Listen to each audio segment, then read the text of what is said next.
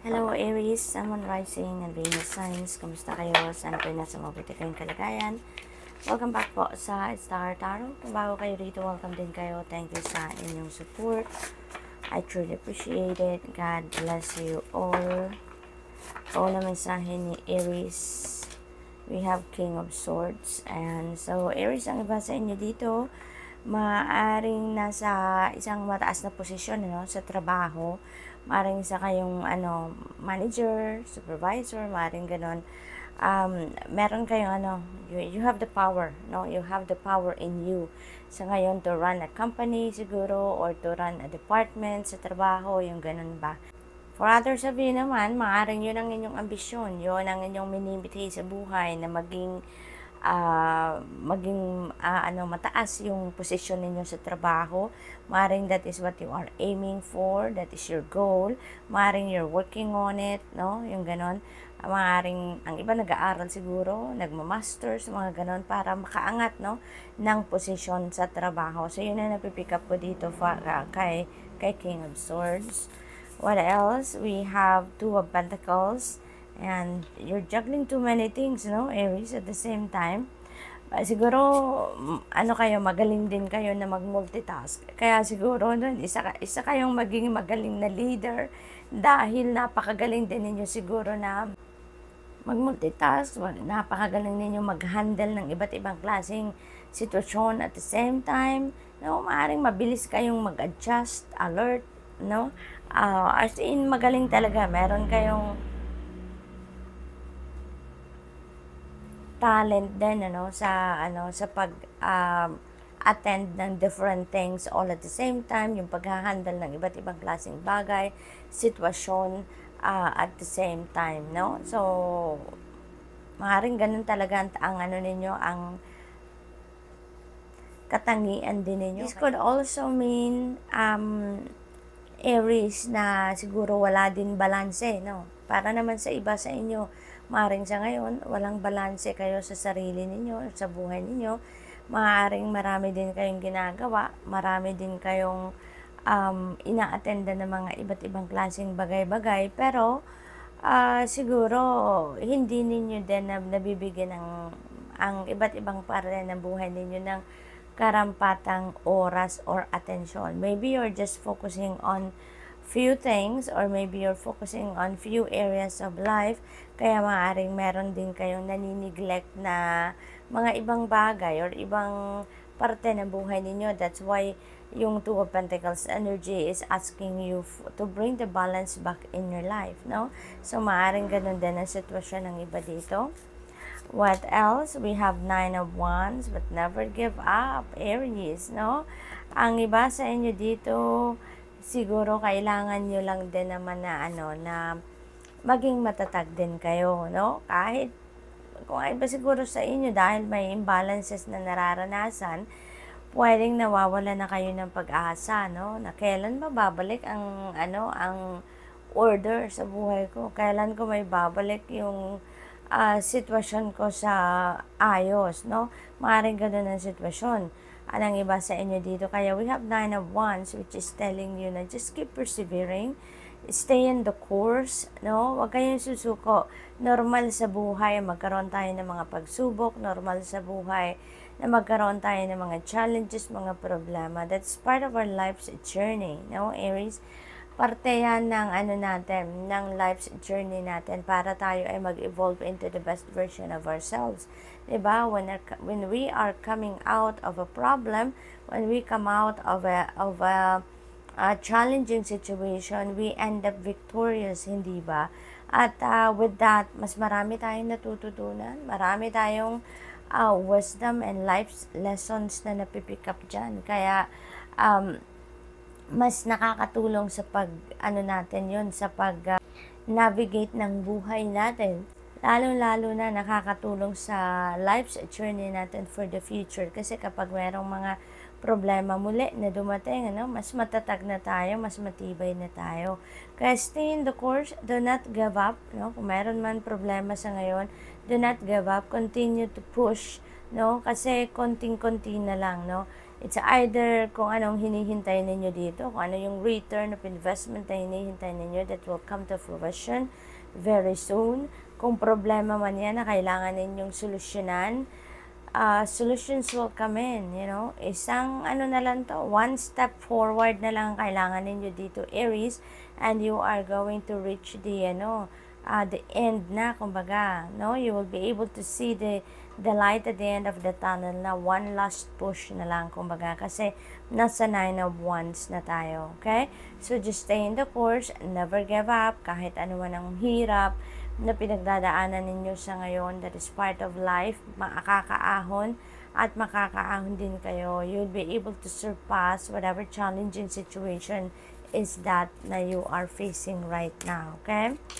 We have Two of Swords, so meron tayong two twos, no? We have Two of Pentacles and we have Two of Swords. So, this is a synchronicity, Aries. Please look up for the meaning of master number 22 because double 2 is a master number that is a very powerful number as well. So, pakitignan po ninyo, no? Ang dami-dami niyang resources online na nag-i-explain ng mga ganyang synchronicity, no? So, look that up, please, para mas marami kayong insight na ma-pick up dyan. Maraming guidance na ma-pick up ninyo dyan. So, sa Two of Swords energy, that you are in a stage of indecisiveness. Maaaring yun ang challenge ninyo sa ngayon, Maaaring meron kayong kailangan pagdesisyonan, hindi ninyo mapagdesisyonan ninyo ngayon. For some reason, maaaring kulang ang impormasyon ninyo, maaaring may kaba na nararamdaman kayo sa maaaring maging desisyon ninyo or maaaring maging resulta ng inyong desisyon. Posible din na pagod na kayo kakaisip, no? Kung ano yung kailangan ninyong gawin sa inyong sitwasyon. Kaya parang teka lang muna, no? Parang gusto nyo muna stalemate energy, gusto nyo muna na nandito muna kayo sa stagnant energy na hindi muna kayo gagalaw, hindi kayo mag-iisip, magpapahinga lang muna kayo, no? From facing this decision making, no? So, posibleng ganun ang ganap dito for some of you. And this could be your challenge right now. Kaya medyo parang ayaw nyo munang makita, ayaw ninyo munang harapin ang inyong sitwasyon sa ngayon. So, tune into your intuition, Aries, no? Tune into your intuition because even if hindi kayo mag-iisip or hindi ninyo pag-iisipan kung ano man ang gusto ninyong gawin sa ngayon, when you tune into your intuition, you will see na you will be guided pa rin accordingly. You will still be shown the way kung saan kayo dapat pumunta, ano ang dapat ninyong gawin, ano ang dapat ninyong maging desisyon. It is divine guidance, no? Yung intuition natin, yung mga intuitive messages natin, that is messages coming from the divine. At yan ang magtuturo sa inyo kung saan kayo dapat. Okay? So, good luck, Aries, and that's all I have for you for today. Thank you for watching. Love and light. Namaste. Hello, Leo, Sun, Moon, Rising, and Venus signs. Kamusta kayo? Sana po nasa mabuti kayong kalagayan. Welcome back po sa Star Tarot. Kung bago kayo rito, welcome din kayo. Thank you sa inyong support. I truly appreciate it. God bless you all. Tingnan natin mga mensahe ni Leo. Kung ang mensahe po ninyo ay justice energy. Ayan. So, this is really beautiful energy ngayon, Leo. Kasi after quite some time na medyo siguro may imbalance sa buhay ninyo, maaaring magulang isip ninyo, magulang mga kaganapan sa buhay, finally, balance will be back in your life, no? Order will be back in your life from here on, Leo, and maybe that is what you are working on, na makamit ninyo sa ngayon. So, this is really beautiful, no? Posible din na you are dealing with the Libra this time. Posible din na meron kayong Libra placement sa iyong chart, no? Kaya meron tayong justice energy. Maganda rin dito, no, Leo, kung meron din kayong ipinaglalaban sa korte, let's say for example, meron kayong mga annulment, child custody, will, mga taxes na inaasikaso with the court, or divorce, yung mga ganon, maybe, yun na lang ang hinihintay ninyo. Maaaring naghihintay na lang kayo na resulta, naghihintay kayo ng progress, ng update ng balita, no? And kung ano man yung hinihintay ninyo, ay maaaring dumating na yan with the justice energy, no? Na kung decision man yan ng korte na inyong hinihintay sa ngayon, you can expect that that is going to be in your favor. Kasi kapag pumasok si justice energy sa reading, no, ibig sabihin na justice will be served. Makukuha ninyo kung anong para sa'yo. You will receive what you deserve, dito Leo, no? So, good luck. So, let's see what else for Leo. We have the Lover's energy and decision talaga, no?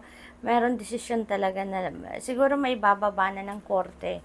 Kung sino man sa inyo dito, Leo, ang merong ganong sitwasyon, maaaring ibababa na talaga ng korte dito ang desisyon, ano? For others of you naman, maybe romance is in the air, love is in the air for some of you dito, Leo, which is exciting. Kasi kung nasa established relationship na kayo dito, maaaring mag-level up ang inyong commitment with your person sa ngayon. Maaaring ngayon, may mga usapin kayo about marriage proposal, meron kayong pinagpapreparan, no, na marriage proposal or wedding. Maaari din na meron dito discussion na about sa pag-aasawa or siguro gusto nyo na magsimula ng pamilya, mag-aanak na kayo, yung bang mga ganon, ano?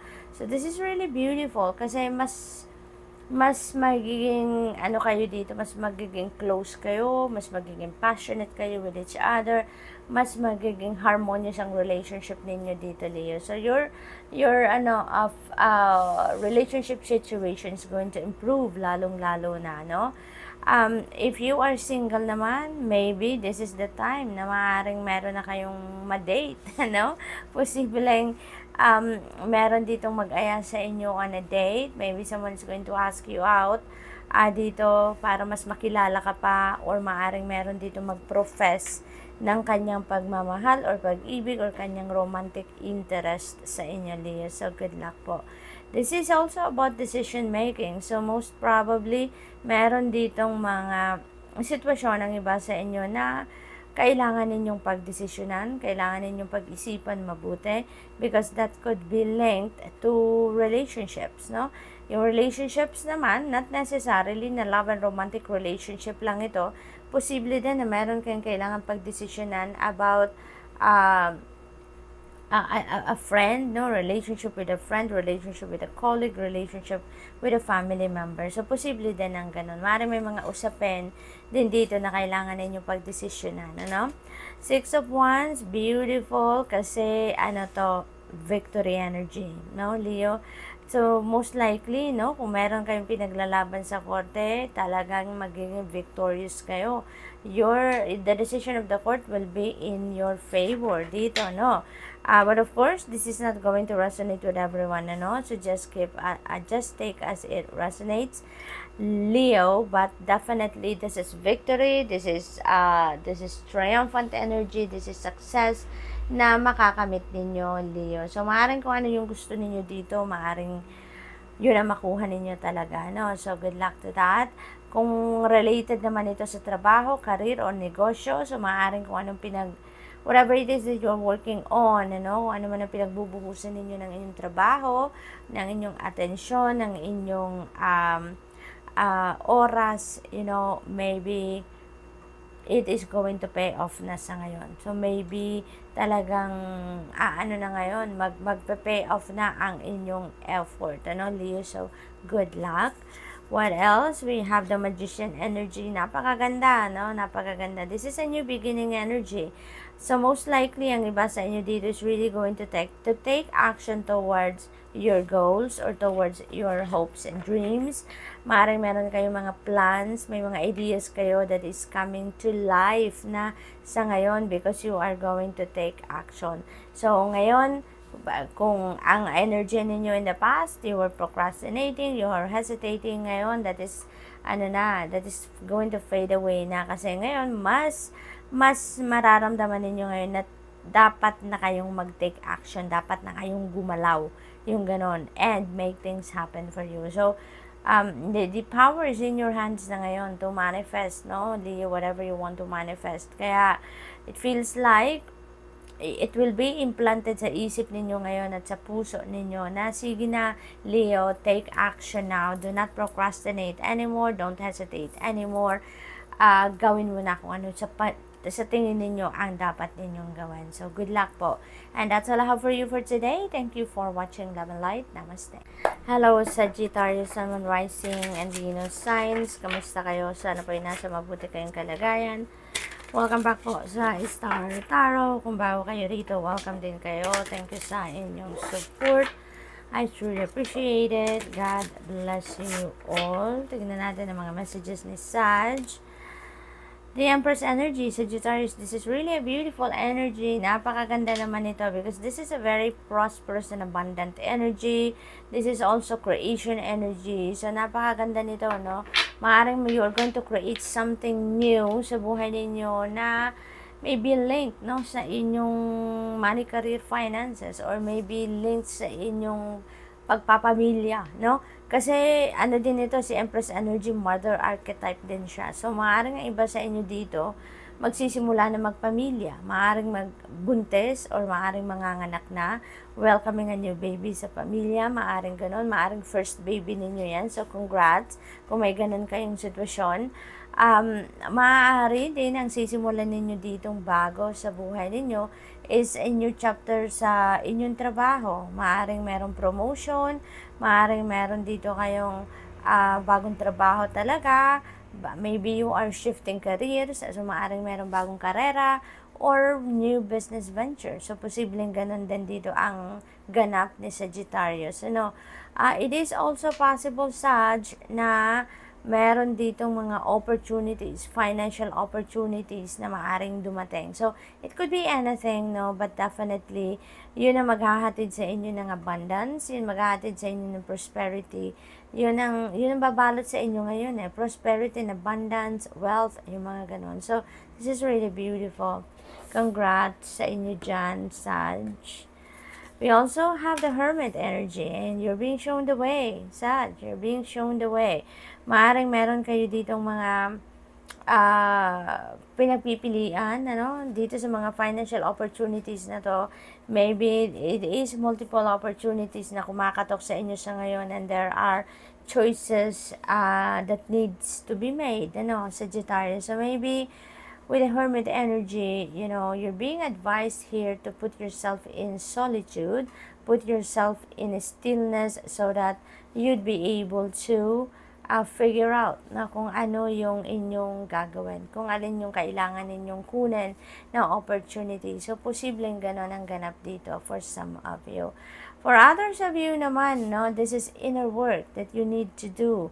Kasi posibleng meron din kayong mga pinagdadaanan. Ang iba sa inyo, Sagittarius, maybe experiencing some emotional turmoil.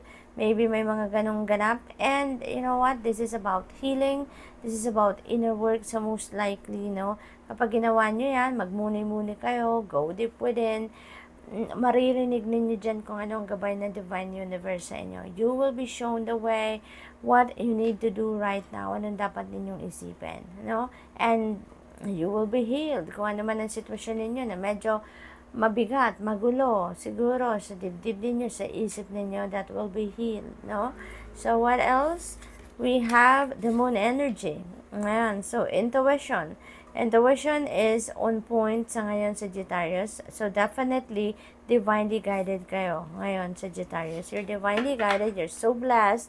Kasi hindi kayo pinapabayaan ng Divine Universe and the rest of your spirit team. Kaya kahit meron kayong pinagdadaanan challenging situation siguro in some area, or for some of you, Sagittarius, this is not going to resonate with everyone, but you are divinely guided, Lagi kayong binibigyan ng mga intuitive messages, maaari din na even in your panaginip, That could be messages being sent to you by the divine. Kaya mahalaga din, na kapag nanaginip kayo, when you wake up in the morning and kung ano naalala ninyo, na mga elements sa inyong panaginip, make sure, Sag, na magano kayo, make sure na isulat niyo yan ng paper before you forget. At pag may panahon na kayo, make sure na i-google ninyo yan. There are so many blogs and articles na sa online na nag-explain ng mga ibig sabihin ng symbolism ng ating mga panaginip, no? Yung kung ano mga elemento nakita ninyo sa inyong panaginip. So, take time to do that because that is your guide, no? That is your guide. That could be your reference for your future decision making na gagawin. So, we have the Three of Swords energy. Ayan. So, this is heartache, heartbreak, no? Posibleng ang iba sa inyo dito, etong pinagdadaanan. That could be linked sa kahit anumang area. Maaaring meron kayo ditong frustration, disappointment, maybe frustrated kayo sa sarili ninyo or sa inyong sitwasyon or with a person or kung sino man. Person ninyo, kaibigan, katrabaho, kapamilya, diba? That could be linked to anyone. Depende sa inyong sitwasyon. Maaaring nasaktan kayo dito, na-betray kayo, na-cheat kayo, yung ganon. But this happened already, no? Tapos na to. It might be recent, it might be not. Diba? Kasi wala na ding fresh blood sa heart. So, most likely, medyo may katagalan na din ito. Pero, kung bakit kayo lumuluha pa rin, maybe, there are situations paminsan-minsan na witness ninyo na nakakapag-remind sa inyo na kung ano man na naging sitwasyon ninyo dito, kung ano nagpasakit ng inyong damdamin dito sa Three of Swords energy. Okay, Sag? So, maybe ngayon din, posible din, na hindi lang ito about doon sa na-betray kayo or na-cheat kayo or napagsinungalingan kayo. Maaaring hindi lang yon. For some of you siguro, maaaring you have lost someone din dito, no? Maaaring meron kayong mahal sa buhay na nag-pass on the other side, kaya you're grieving, no? You are in sorrow, you are sad, di ba? Maaaring ang iba sa inyo ganun ang naging sitwasyon dito, kaya parang pa rin, mabigat pa rin ang inyong kalooban, posible din ganun ang ganap. But whatever the case may be, whatever this Three of Swords energy represents for you, Sagittarius, no? Whether nasaktan kayo in the past, ng person ninyo, or ng kaibigan, or ng kung sino man, for some reason, or even if, or kung sakaling you have lost someone naman dito, sa buhay ninyo, no? Depende sa inyong sitwasyon. Whatever the case may be, you are receiving healing with the Hermit energy. You're receiving healing. So, ano lang kayo, stay put lang kayo, Sagittarius, no? Just, hang on, hang in there, kumbaga, no? Patuloy lang kayong magdasal kayo, humingi kayo ng lakas ng loob, humingi kayo ng guidance from the divine, at tulungan kayo na gumaan ang inyong pakiramdam, magdasal kayo, natutulungan kayo niya na mapagaan ang inyong journey sa ngayon, no? Part of life yan. Kung ano man ang naging sitwasyon ninyo dito sa Three of Swords, that is part of life. Walang perfect journey sa buhay lagi at laging merong sorrows. Dahil kung wala din naman sorrow, wala namang sadness, diba? Parang hindi rin natin ma-appreciate yung happiness, diba? Yung gano'n. Parang hindi natin ma-differentiate yun. Kaya, parte lang ito ng buhay, diba? This is going to teach you something para mas maging matatag din ang inyong kalooban, mas lumawak pa ang inyong pag-iintindi, yung mga ganon. So, good luck. That's all I have for you for today. Thank you for watching. Love and light. Namaste.